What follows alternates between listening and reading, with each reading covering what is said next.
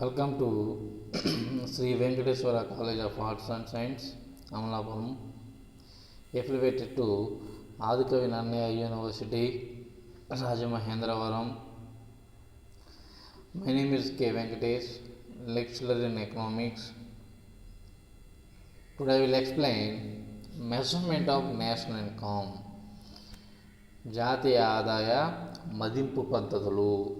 Measurement of national income.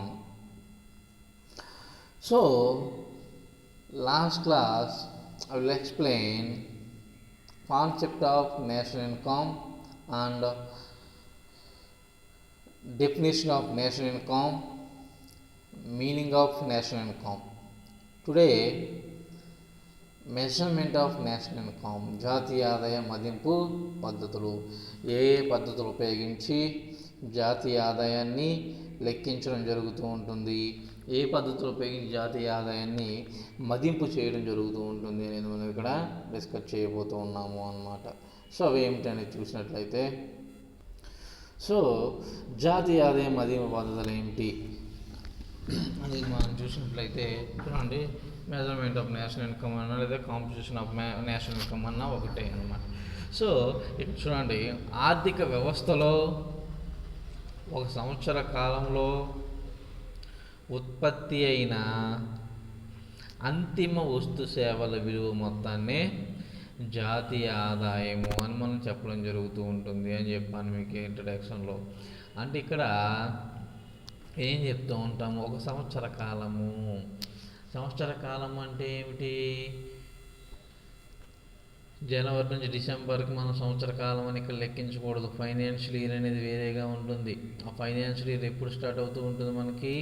ఆ financial year అనేది ఎప్పుడు స్టార్ట్ అవుతూ ఉంటుందంటే ఏప్రిల్ 1వ తారీఖు నుండి మార్చి 31వ తారీఖు వరకు ఉండేటటువంటి కాలాన్ని మనం ఆర్థిక సంవత్సరము అని చెప్తూ ఉంటాం. ఈ సంవత్సర కాలాన్ని ఆర్థిక సంవత్సరం అని చెప్తూ ఉంటాము.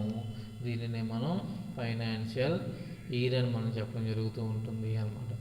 ఆర్థిక వ్యవస్థలో ఒక సంవత్సర కాలం అంటే అది అనమాట. అంటే ఇప్పుడు ఏప్రిల్ 1వ తారీఖు నుంచి మార్చి 31 వరకు ఉండే కాలాన్ని మనం సంవత్సర కాలము అని చెప్పడం జరుగుతుంది అనమాట. ఉత్పత్తి అయిన అంతిమ వస్తు సేవలు, ఇక్కడ గుర్తుపెట్టుకోండి, ఉత్పత్తి అయినటువంటి అంతిమ వస్తువులు ప్లస్ సేవలు, గూడ్స్ అండ్ సర్వీసెస్ అని చెప్తూ ఉంటాం మనం. ఇక్కడ అంతిమ వస్తువులు అంటే అర్థం ఏమిటి? వీటిని మనం అంతిమ వస్తువులు అని చెప్పడం జరుగుతూ ఉంటుంది. అంతిమ వస్తువులు అంటే పూర్తిగా తయారైనటువంటి వస్తువులు. అంటే పూర్తిగా తయారైనటువంటి వస్తువులు అంటే ఏమిటి? వినియోగానికి సిద్ధంగా ఉన్నటువంటి వస్తువులు. వీటిని మనం అంతిమ వస్తువులు అని చెప్తూ ఉంటాం. ఈ అంతిమ వస్తువుల విలువను మాత్రమే మనం లెక్కించడం జరుగుతూ ఉంటుంది.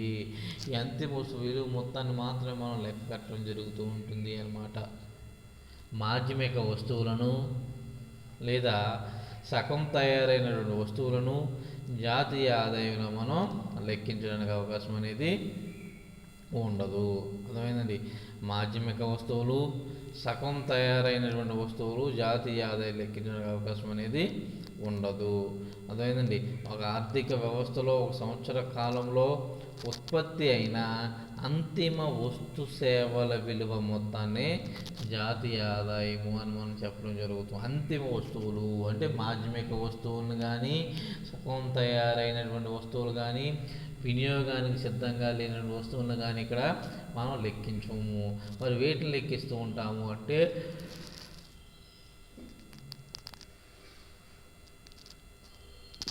పూర్తిగా తయారైనటువంటి వస్తువును మాత్రమే ఇక్కడ మనం లెక్కించడం జరుగుతూ ఉంటుంది. కంప్లీటెడ్ గూడ్స్ మాత్రమే ఇక్కడ మనం లెక్కించడం జరుగుతూ ఉంటుంది అన్నమాట.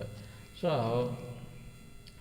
ఈ జాతీయ ఆదాయాన్ని నిర్వచనాలను మనం పరిశీలించినట్లయితే, జాతీయ ఆదాయాన్ని లెక్కించాలంటే మొత్తం ఉత్పత్తి పరిమాణాన్ని తెలుసుకొని, అంటే దేశం మొత్తం మీద ఆర్థిక సంవత్సరంలో ఎంతైతే ఉత్పత్తి అయిందో ఆ ఉత్పత్తి పరిమాణం మొత్తాన్ని కూడా తెలుసుకొని దాన్ని ద్రవ్య రూపంలోకి మార్చి లెక్కించవలసి ఉంటుంది అన్నమాట. అంటే ఉత్పత్తి పరిమాణం మొత్తాన్ని తెలుసుకుని మనం ఏం చేయాలి? దానిని ద్రవ్య రూపంలోకి మార్చి లెక్కించడం జరుగుతూ ఉంటుంది అన్నమాట. లేదా ఉత్పత్తి కారకాలైనటువంటి ల్యాండ్, లేబర్, క్యాపిటల్, ఆర్గనైజేషన్, వీటిని మనం ఉత్పత్తి కారకాలు అని చెప్తూ ఉంటాం. ఏవైతే ఉత్పత్తి కారకాలు ఉన్నాయో ఈ ఉత్పత్తి కారకాలు అనేవి సంపాదించిన మొత్తాన్ని కూడా లేదా సమాజంలో వాళ్ళు చేసినటువంటి వ్యయం మొత్తాన్ని కూడా లెక్కించి ఈవెన్ ఆ మొత్తాలను కలపడం ద్వారా జాతీయ ఆదాయాన్ని మనం మెజర్ చేయడం జరుగుతూ ఉంటుంది అన్నమాట. సో ఈ విధంగా జాతీయ ఆదాయాన్ని ఈవెన్ మదింపు చేయడం జరుగుతూ ఉంటుంది. ఆ మదింపు చేయాలి అంటే ప్రధానంగా 3 పద్ధతులను మనం చెప్పడం జరుగుతూ ఉంటుంది అన్నమాట. అర్థమైందండి. మదింపు చేయాలంటే ఏం చేస్తూ ఉంటాము, ప్రధానంగా 3 పద్ధతులు మనం తెలుసుకోవడం జరుగుతూ ఉంటుంది. ఆ 3 పద్ధతులు ఏమిటి అనేది ఇక్కడ చూడండి. 1 ఉత్పత్తి మదింపు పద్ధతి, 2 ఆదాయ మదింపు పద్ధతి, 3 వ్యయ మదింపు పద్ధతి. ఉత్పత్తి మదింపు పద్ధతి, ఆదాయ మదింపు పద్ధతి, వ్యయ మదింపు పద్ధతి. ఈ 3 పద్ధతుల్ని మనం ఈ 3 పద్ధతుల ద్వారా జాతీయ ఆదాయాన్ని మదింపు చేయడం జరుగుతూ ఉంటుంది, అంటే లెక్కించడం జరుగుతూ ఉంటుంది అన్నమాట. ఇక్కడ ఉత్పత్తి మదింపు పద్ధతి లేదా విలువ కలపబడిన పద్ధతి అంటే value added method, production value added method అని చెప్తూ ఉంటాము. ప్రొడక్షన్ మెథడ్ లేదా వాల్యూ యాడెడ్ మెథడ్ అని చెప్పడం జరుగుతూ ఉంటుంది. దీన్ని అసలు ఏమిటి, ఏ విధంగా ఉత్పత్తి మదింపు పద్ధతులు మనం జాతీయ ఆదాయాన్ని కాల్కులేట్ చేయడం జరుగుతూ ఉంటుంది. ఇక్కడ 3 పద్ధతులు అని చెప్పాను కదా, ఏమిటి, ఉత్పత్తి మదింపు పద్ధతి, ఆదాయ మదింపు పద్ధతి, వ్యయ మదింపు పద్ధతి అని 3 పద్ధతులు చెప్పాను. సో ఈ 3 పద్ధతుల్లో ఫస్ట్ పద్ధతి ఏమిటి, ఉత్పత్తి మదింపు పద్ధతి. ఆ ఉత్పత్తి మదింపు పద్ధతి ఏమిటి అనేది మనం చూడండి. ఇక్కడ ఉత్పత్తి మదింపు పద్ధతిలో ఏ విధంగా లెక్కిస్తారు జాతీయ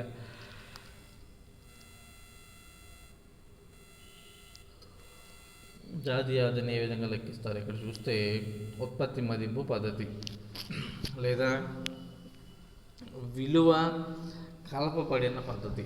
ఉత్పత్తి మదింపు పద్ధతి లేదా విలువ కలపబడిన పద్ధతి. ఇక్కడ చూడండి, ఉత్పత్తి మదింపు పద్ధతిని యంగ్ మరియు టక్కర్ అనే ఆర్థికవేత్తలు రూపొందించడం జరిగింది అన్నమాట. ఉత్పత్తి మదింపు పద్ధతిని ఎవరు రూపొందించారు, యంగ్ మరియు టక్కర్ అనే ఆర్థికవేత్తలు రూపొందించడం జరిగింది అన్నమాట. సో ఈ ఆర్థికవేత్తల అభిప్రాయం ప్రకారం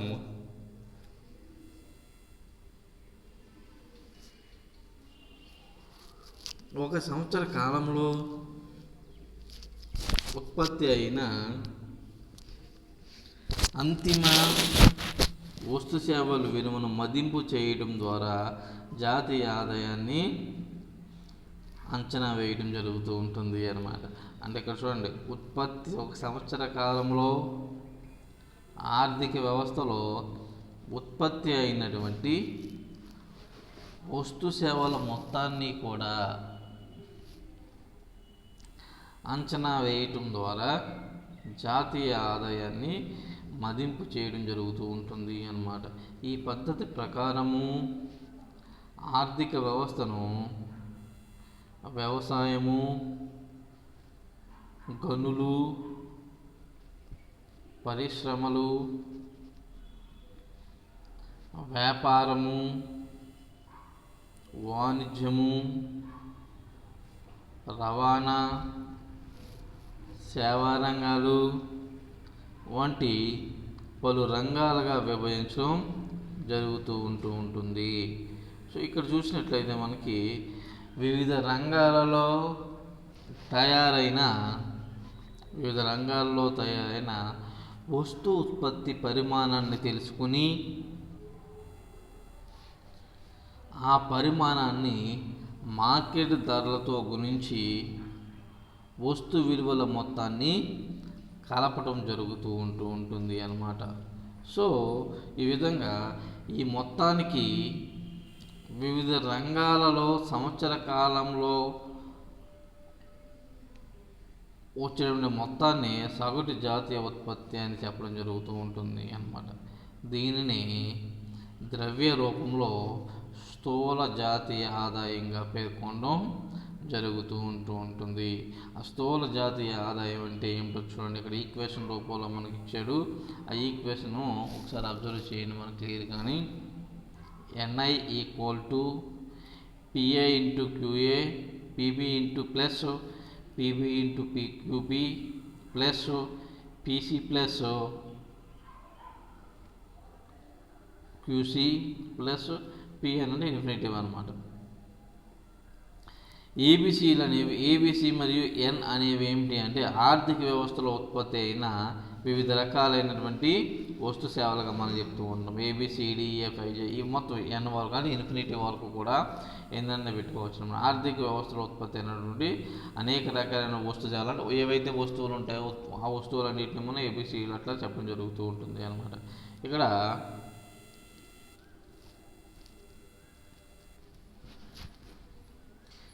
PA PB PC PN PA PB PC PN ఇవి ABCN అనే వస్తువుల యొక్క ధరలుగా మనం చెప్పడం జరుగుతూ ఉంటుంది అనమాట. అర్థమైందండి. ఇక్కడ PA PB PC అలానే PD PF అంటే ఇవన్నీ ఏమని చెప్పుకున్నాము, ABC అన్నీ వస్తువుల యొక్క ఏవైతే వస్తు సేవలు ఉన్నాయో వస్తు సేవలు మనం చెప్పడం, వస్తువులు వాటిని మనం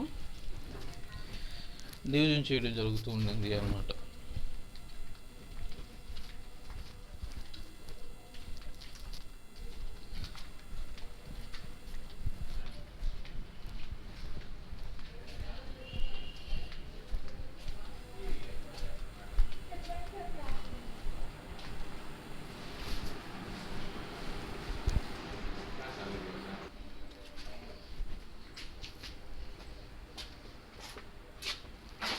Google Vita, ida tumbur ya, warna apa warna?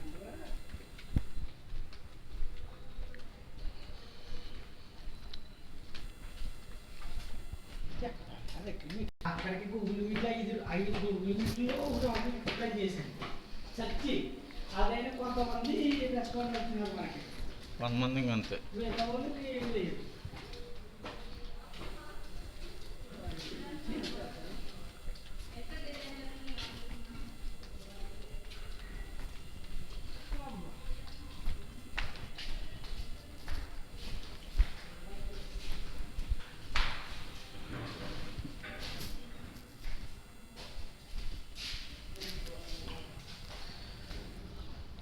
Okay, ఇక్కడ చూడండి ఈక్వేషన్ మనకి పైన అబ్జర్వ్ చేస్తే NI equal to PA QA PB QB అని చెప్పుకున్నాం.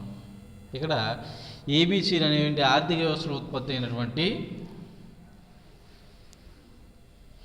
వివిధ రకాలైనటువంటి వస్తు సేవల్ని తెలియజేసేటటువంటి ఫ్యాక్టర్స్గా మనం చెప్తూ ఉంటాము. అలాగే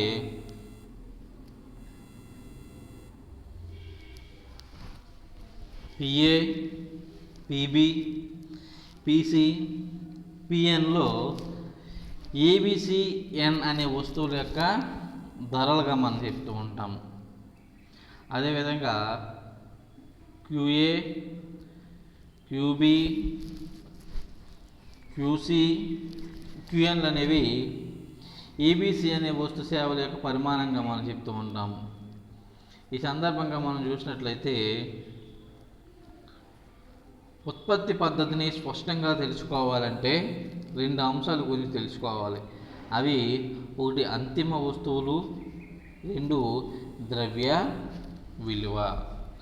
అంతిమ వస్తువులు అంటే ఏమిటి అనేది ఆల్రెడీ కొంత మీకు తెలుసు చెప్పాను, దానికోసం డీటెయిల్గా మనం చెప్పుకోవచ్చు. అంటే అంతిమ ఉత్పత్తి అంటే చూడండి, అంతిమ అనే పదానికి పూర్తిగా తయారైన ఉత్పత్తి అని మనం చెప్పడం జరుగుతూ ఉంటుంది అన్నమాట. అంతిమ అనే పదానికి పూర్తిగా తయారైన ఉత్పత్తి అని అర్థంలో చెప్పడం జరుగుతూ ఉంటుంది అన్నమాట.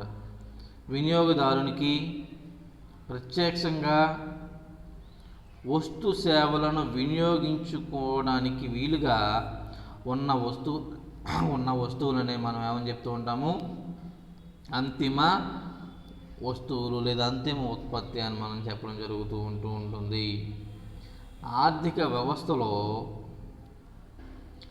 ఉత్పత్తి ప్రక్రియలో వివిధ దశల్లో ఉండి పూర్తిగా తయారు కాకుండా సగం తయారైనటువంటి కొన్ని వస్తువులు ఉంటూ ఉంటాయి. వీటిని మనం ఏమని చెప్తూ ఉంటాము అంటే మాధ్యమిక వస్తువులు లేదా మధ్యంతర వస్తువులు అని మనం చెప్పడం జరుగుతూ ఉంటుంది. ఈ వస్తువులు పూర్తిగా తయారైన తర్వాతనే వినియోగదారులకు ఉపయోగపడతాయి. ఉదాహరణకు మనం చూసినట్లయితే పిండి రొట్టెకు మధ్యంతర వస్తువు. జాతీయ ఆదాయం లెక్కించేటప్పుడు ఈ మధ్యంతర వస్తువును లెక్కలోకి తీసుకోకూడదు.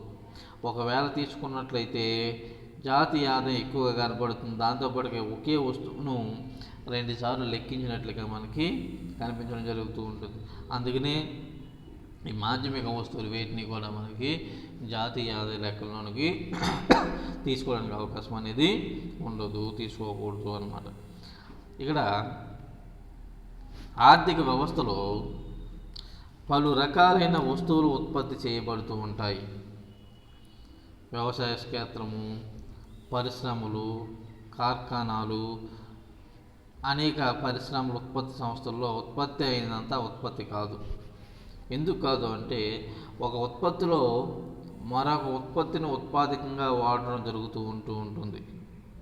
ఒక పరిశ్రమ ఇతరుల నుండి కొనుగోలు చేసిన మాధ్యమిక ఉత్పాదకాలను స్థూల ఉత్పత్తి నుండి మినహాయించగా ఏర్పడిన ఉత్పత్తిని నిజమైన ఉత్పత్తి అని మనం చెప్తూ ఉంటాము. అంటే ఇక్కడ మాధ్యమిక వస్తువులను కానీ లేదా ఉత్పాదక వస్తువులను కానీ మనం ఇక్కడ జాతీయ ఆదాయంలో కలపకూడదు, ఒక మాటలో చెప్పాలి అంటే అన్నమాట. సో జాతీయ ఆదాయాన్ని వాస్తవంగా సృష్టించబడిన దానికన్నా అధికంగా అంచనా వేయకుండా ఉండేందుకు గాను ఉత్పత్తి మదింపు పద్ధతిలో భాగంగా విలువ కలపబడిన పద్ధతి ప్రకారం అంచనా వేయడం జరుగుతూ ఉంటుంది. ఈ పద్ధతిని ఉపయోగించినప్పుడు ఉత్పత్తి మదింపు పద్ధతి విలువ కలపబడిన పద్ధతిగా పేర్కొనడం జరుగుతూ ఉంటుంది. జస్ట్ దానికి కిందన మనకి టేబుల్ ఉంది. ఒకసారి టేబుల్ క్లియర్గా మీరు చూసినట్లయితే మనకు అర్థమైపోతూ ఉంటుంది అన్నమాట. ఒకసారి చూడండి, దాని కిందన ఎక్స్ప్లెయిన్ చేస్తాను నేను.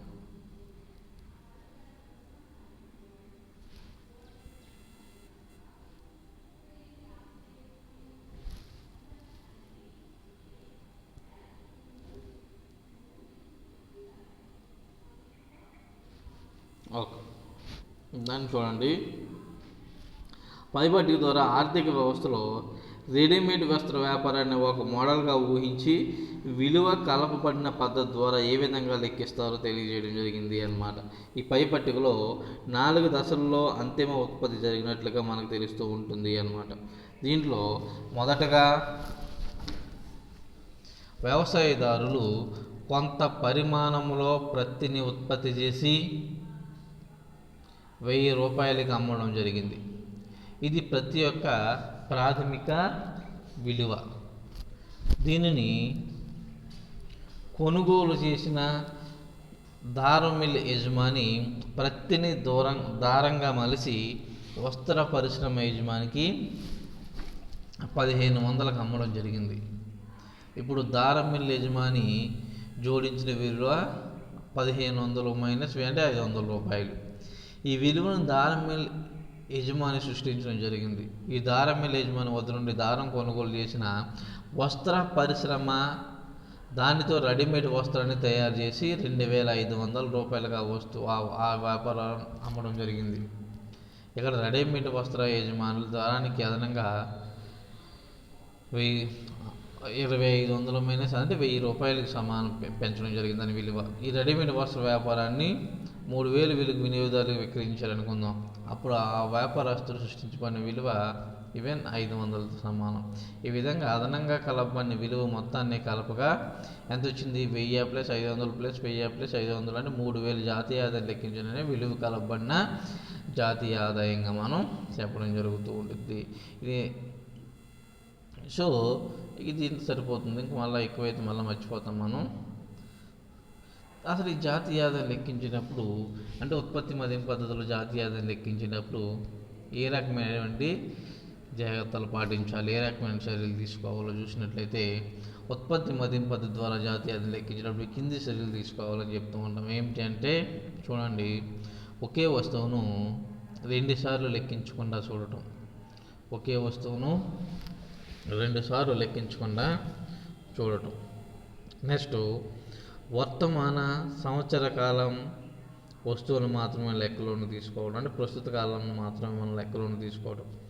స్వీయ వినియోగం, సొంత వినియోగం సంబంధించిన వస్తువులను లెక్కించడం. ఉత్పత్తి నాణ్యత, అట్లనే ద్రవ్య రూపంలో లెక్కించని లేదా చెల్లించని సేవలు కూడా మనం తీసుకోవాలి.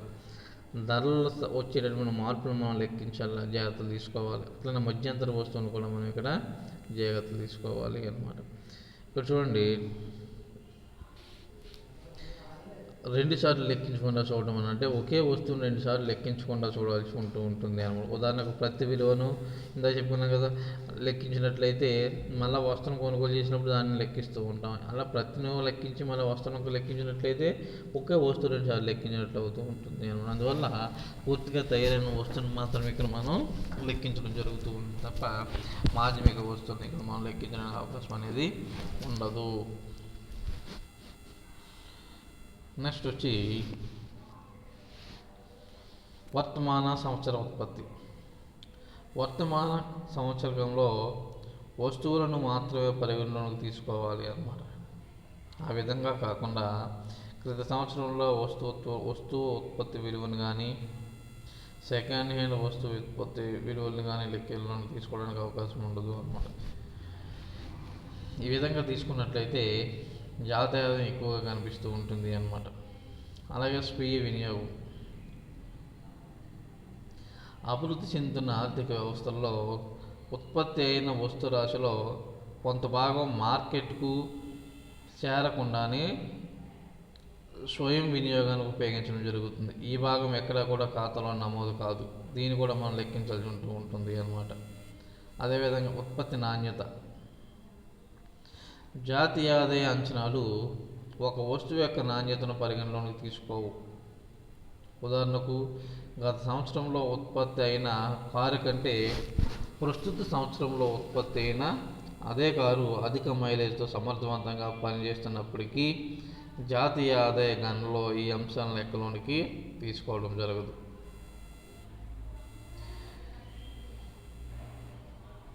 ద్రవ్య రూపంలో లెక్కించిన సేవలు, అట్లనే ధరల స్థాయిలో మార్పులు, ఇవన్నీ మనకి హెవీ అయిపోతే సో మెయిన్లీ ఇవి సరిపోతూ ఉంటాయి అన్నమాట. నెక్స్ట్ రెండోది జాతీయ ఆదాయ మదింపు పద్ధతిలో రెండవ పద్ధతి ఏమిటి అంటే ఆదాయ మదింపు పద్ధతి. ఆదాయ మదింపు పద్ధతి అంటే ఏమిటో ఇక్కడ చూసినట్లయితే జాతీయ ఆదాయాన్ని పంపిణీ దృక్కోణంలో తెలుసుకోవడానికి ఆదాయ మదింపు పద్ధతి అనేది ఉపయోగపడుతూ ఉంటుంది అని చెప్తూ ఉంటాం.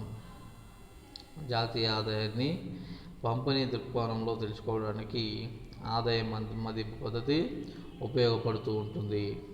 దేశంలో ఒక సంవత్సర కాలంలో వ్యక్తులు మరియు సంస్థలు వివిధ మార్గాల ద్వారా పొందే ఆదాయాన్ని కలపగా వచ్చిన మొత్తాన్ని జాతీయ ఆదాయం అని చెప్పేసి ఈ పద్ధతి ద్వారా తెలుసుకోవడం జరుగుతూ ఉంటుంది అన్నమాట. అర్థమైందండి. అంటే దేశంలోని సంస్థలు అదేవిధంగా వ్యక్తులకు వివిధ ఉత్పాదక కార్యకలాపాల్లో పాల్గొనడం ద్వారా సంవత్సర కాలంలో వచ్చినటువంటి ఆదాయాన్ని మనం ఏమని చెప్తూ ఉంటాము అంటే జాతీయ ఆదాయము అని చెప్పేసి ఈ పద్ధతి ద్వారా చెప్పడం జరుగుతూ ఉంటుంది అన్నమాట. ఉత్పత్తి కారకాలైన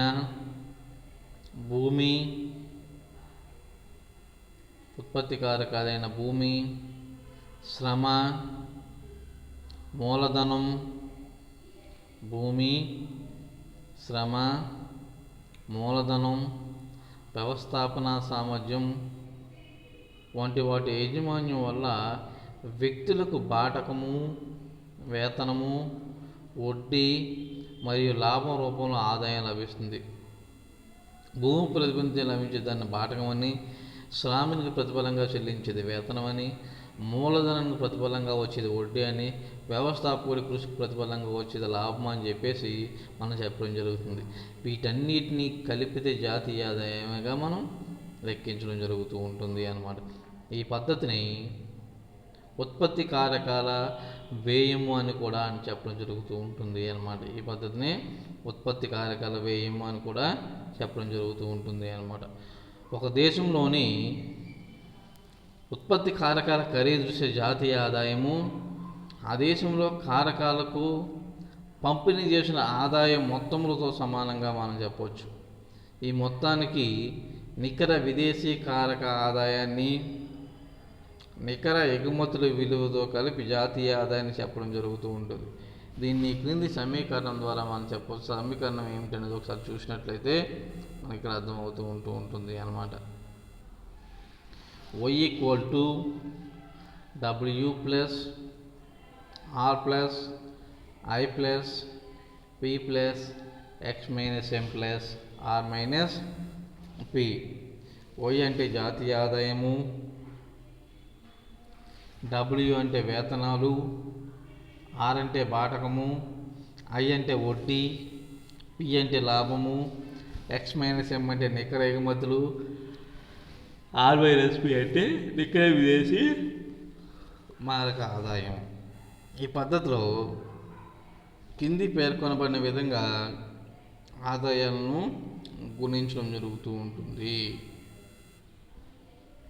ఆర్థిక వ్యవస్థను వివిధ ఉత్పాదక రంగాలుగా విభజించడం జరుగుతూ ఉంటుంది. ఆర్థిక వ్యవస్థను వివిధ ఉత్పాదక రంగాలుగా విభజించడం జరుగుతూ ఉంటుంది. అదేవిధంగా ఉత్పత్తి కారకాలకు చెల్లింపులకి కింది పేర్కొన్న విధంగా వర్గీకరించడం జరుగుతూ ఉంటుంది. వేతనాలు, భత్యాలు మరియు సాంఘిక భద్రత యజమానులు, అలానే అద్దెలు, రాయల్టీలు, వడ్డీలు, లాభాలు, డివిడెంట్లు, పంచిపెట్టిన కార్పొరేట్ లాభాలు, కార్పొరేట్ పన్నులు, స్వయం ఉపాధి పొందే మిశ్రమ ఆదాయం కలిగినటువంటి వాళ్ళు, ఇవన్నీ కూడా ఇక్కడ లెక్కించడం జరుగుతూ ఉంటుంది అన్నమాట.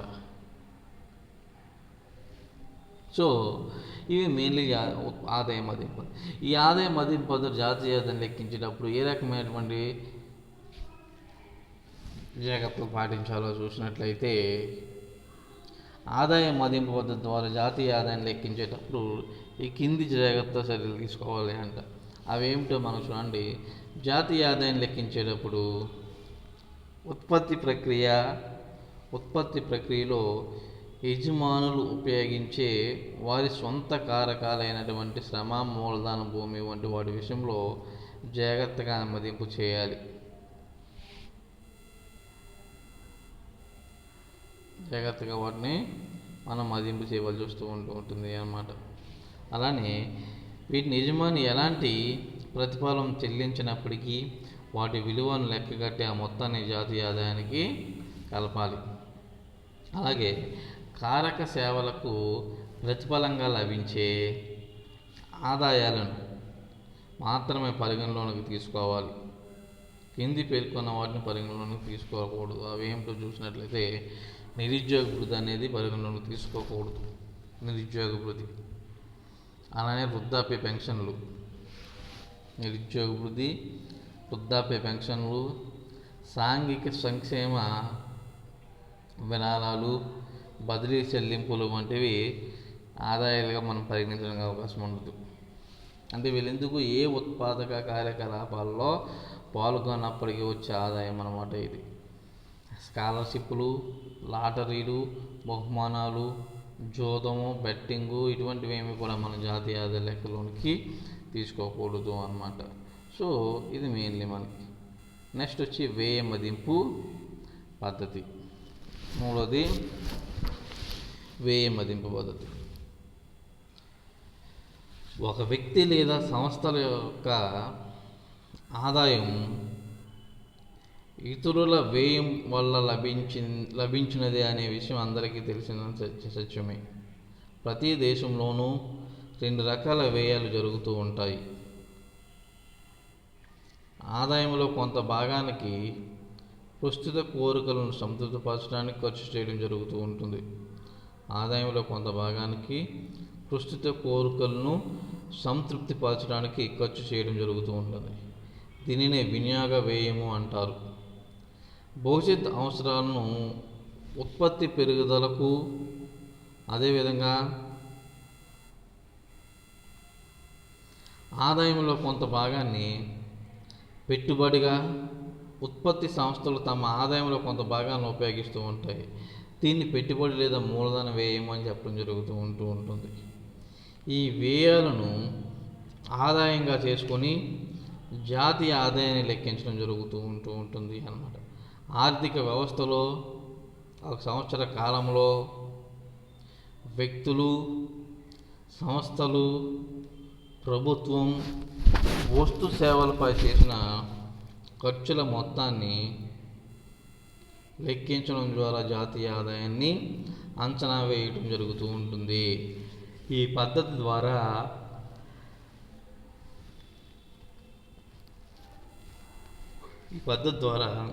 జాతీయ ఆదాయం లెక్కించడం జరుగుతూ ఉంటుంది అన్నమాట. ఇక్కడ ఈ వ్యయ మదింపు పద్ధతి, దీన్ని పెంట్ మరియు గిల్బర్ట్ అనే ఆర్థికవేత్తలు మొదటిసారిగా ఉపయోగించడం జరిగింది అన్నమాట. వ్యయ మదింపు పద్ధతిని పెంట్ అని గిల్బర్ట్ అనే ఆర్థికవేత్తలు ఉపయోగించడం జరిగింది. ఈ పద్ధతిని క్రింది సమీకరణం ద్వారా మనం వివరించవచ్చు. అదేంటో ఇక్కడ చూడండి. y = EC plus E1 plus EC plus EX-M plus ER-P. ఓ అంటే జాతీయ ఆదాయము, ఈసీ అంటే ప్రైవేట్ రంగంలో అంతిమ వినియోగ వ్యయము,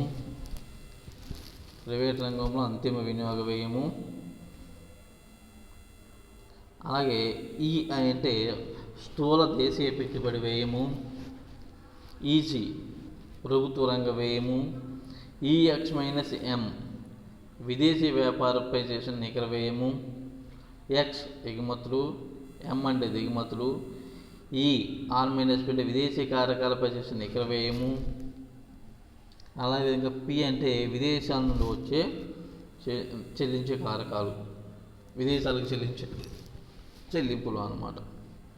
పైన పేర్కొన్న ఈ 5 రకాల వ్యయాలను కలపడం ద్వారా జాతీయ ఆదాయం అనేది తెలుస్తూ ఉంటుంది అన్నమాట. దీన్ని మార్కెట్ ధరలతో లెక్కిస్తే మార్కెట్ ధరలో స్థూల జాతీయ ఉత్పత్తి అని చెప్పడం జరుగుతూ ఉంటుంది అన్నమాట.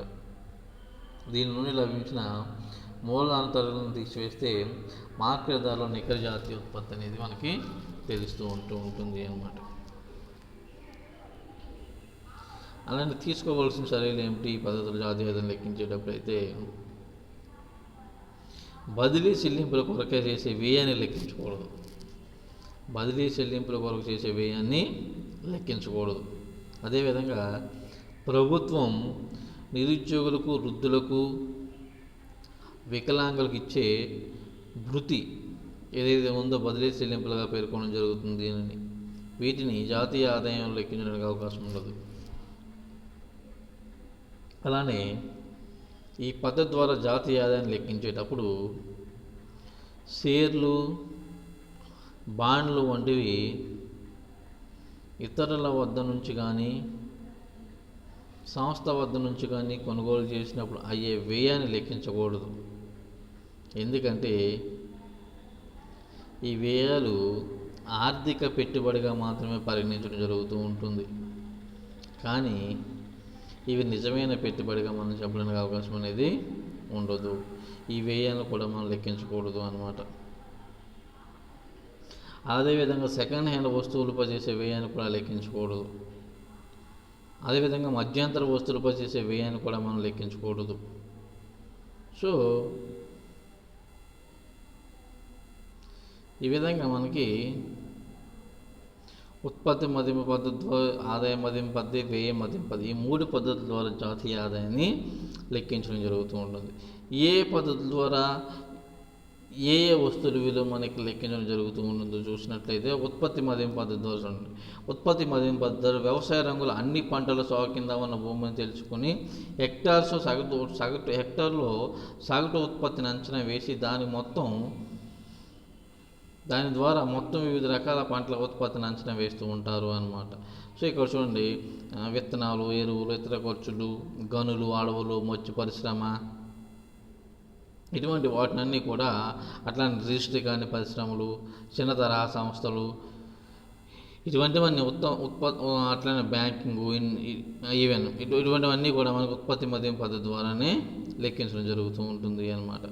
ఆదాయ మదింపు పద్ధతి ద్వారా చూడండి, small scale industries, banking, insurance, accounting సంస్థలు, వాణిజ్యము, వివిధ వృత్తులు, రవాణా, బదిలీ చెల్లింపులు, వేతనాలు, పెన్షన్లు, ఇవన్నీ కూడా మనకి ఆదాయ మదింపు పద్ధతి ద్వారా జాతీయ ఆదాయాన్ని లెక్కించడం జరుగుతూ ఉంటుంది అన్నమాట. సో అంటే జాతీయ ఆదాయ మదింపులో మనకి మెయిన్లీ మనం గుర్తుపెట్టుకోవాల్సింది ఏ పద్ధతి ద్వారా జాతీయ ఆదాయాన్ని మదింపు చేసినప్పటికీ కూడా వచ్చేటటువంటి రిజల్ట్ ఒకటే అన్నమాట. ఇక్కడ జాతీయ ఆదాయాన్ని మదింపు చేసేటప్పుడు తీసుకోవాల్సిన చర్యలు ఏమిటి అనేది మనం ఇక్కడ చూసినట్లయితే, వ్యక్తులు లేదా సంస్థలు ఆదాయం ఖచ్చితంగా లెక్కించడం జరుగుతూ ఉంటుంది. కానీ దేశం యొక్క ఆదాయాన్ని లెక్కించడం అంత సులభతరం కాదు అన్నమాట. అనేక రకాల ఇబ్బందులు, సమస్యలు ఎదురవుతూ ఉంటాయి. ఇలా ఎదురయ్యే సమస్యలు కొన్ని సైద్ధాంతిక లేదా భావపరమైనటువంటివి కాగా మరియు వ్యవహారిక, సంఖ్యక, అభివృద్ధి స్థాయికి సంబంధించిన సమస్యలు. వీటన్నిటి గురించి ఇప్పుడు మనం తెలుసుకోవడం జరుగుతూ ఉంటుంది. అది ఏమిటనేది మనకి నెక్స్ట్ క్లాస్లో డీటెయిల్గా మనం ఎక్స్ప్లెయిన్ చేసుకోవచ్చు అన్నమాట. అర్థమైందండి. జాతీయ ఆదాయ మదింపు పద్ధతులు అంటే ఎన్ని రకాలుగా జాతీయ ఆదాయాన్ని మదింపు చేస్తూ ఉన్నారని చెప్పాను. జాతీయ ఆదాయాన్ని 3 పద్ధతుల ద్వారా మదింపు చేయడం జరుగుతూ ఉంటుంది. ఎన్ని పద్ధతుల ద్వారా జాతీయ ఆదాయాన్ని మదింపు చేస్తూ ఉంటారు? 3 పద్ధతుల ద్వారా జాతీయ ఆదాయాన్ని మదింపు చేయడం జరుగుతూ ఉంటుంది. ఏమేమిటా 3 పద్ధతులు? ఉత్పత్తి మదింపు పద్ధతి, ఆదాయ మదింపు పద్ధతి, వ్యయ మదింపు పద్ధతి. ఉత్పత్తి మదింపు పద్ధతి, ఆదాయ మదింపు పద్ధతి, వ్యయ మదింపు పద్ధతి. ఈ 3 పద్ధతుల ద్వారా జాతీయ ఆదాయాన్ని లెక్కించడం జరుగుతూ ఉంటుంది అని చెప్పుకున్నాము అన్నమాట. సో అర్థమైందండి. సో ఇప్పుడు జాతీయ ఆదాయం లెక్కకు సంబంధించి తీసుకోవాల్సినటువంటి చర్యలు ఏమిటి అనేది మనకి జాగ్రత్తలు ఏమిటి అనేది నెక్స్ట్ క్లాస్లో డిస్కస్ చేయొచ్చు. Thank you.